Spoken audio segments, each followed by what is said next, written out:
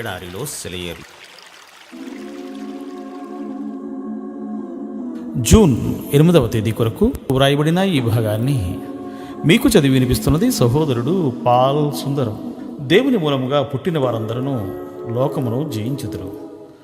లోకమును జయించిన విజయము మన విశ్వాసమే. యోహాను మొదటి గ్రంథము 5వ అధ్యాయము 4వ వచనం. మనం జాగ్రత్త పడకుండా ఉంటే మన దారిలో ప్రతి మలుపులోనూ మన విజయాన్ని, మన శాంతిని దోచుకున్నది ఏదో ఒకటి ఎదురవుతూనే ఉంటుంది.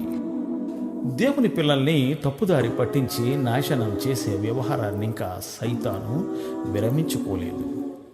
ప్రతి మైలు రాయి దగ్గర ప్రతి వారు ఆగి జాగ్రత్తగా తమ అనుభవాల థర్మామీటర్ని సరిచూసుకోవాలి. ఉష్ణోగ్రత తగినంతగా ఉందో లేదోనని కొన్నిసార్లు అపజయపు కోరల్లో నుంచి కూడా విజయాన్ని చేజిక్కించుకోవడం సాధ్యమే. చేయవలసినది ఏమిటంటే సరిగ్గా అవసరమైన సమయంలో మన విశ్వాస ధ్వజాన్ని పైకెత్తడమే. విశ్వాసం ఎలాంటి పరిస్థితినైనా మార్చేయగలదు.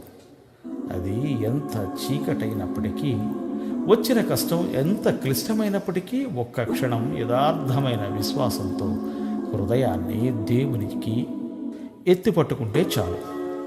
కనురెప్ప పాటులో ఆ విశ్వాసం ఆ పరిస్థితుల్ని మార్చేస్తుంది.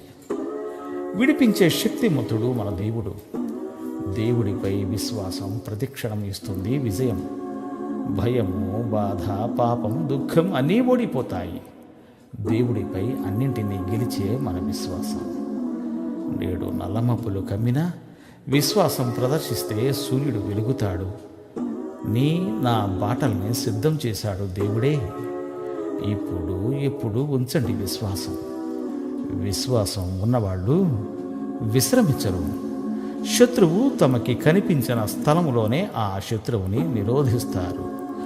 దేవుడు మిమ్ము దీవించుగాక. ఆమెన్. ఆమెన్.